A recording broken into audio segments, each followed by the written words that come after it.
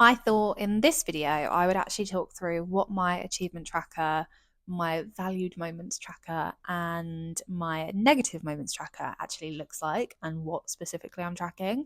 So I'll start with the top one, the achievement tracker. So in here, I actually use the same prompts for achievements and negative moments because I think they're applicable in both scenarios.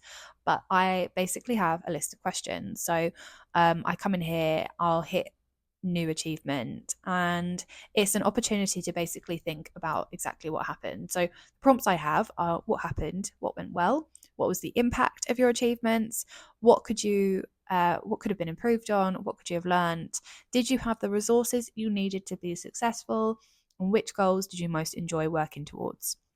I think it's really important to ask yourselves these things. And I quite like these prompts because I wrote them. But it's really, really helpful in understanding, well, exactly what impact did that achievement have on what's going to happen next in the other scenario. And I also don't shy away from measuring and tracking achievements that are really small and might not have a huge amount of significance in the grand scheme of things to also massive achievements, because I think you have to track the small moments and the bigger moments, because not every day is going to be like winning some award or something, for example. But also, it's really, really important and quite interesting to track on a regular basis, because then you can understand exactly what is going on. If you're having a bit of a rubbish day, you're like, I've not achieved anything, you can look back and go, oh, actually, I've done this, this, and this.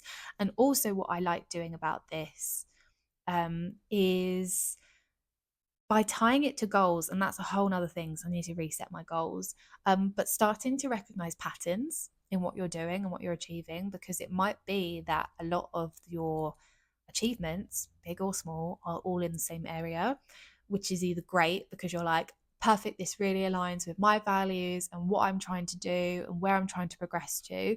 Or if you notice it's not quite aligned, then you can do something about it. If you're not tracking anything, how are you supposed to know? You won't.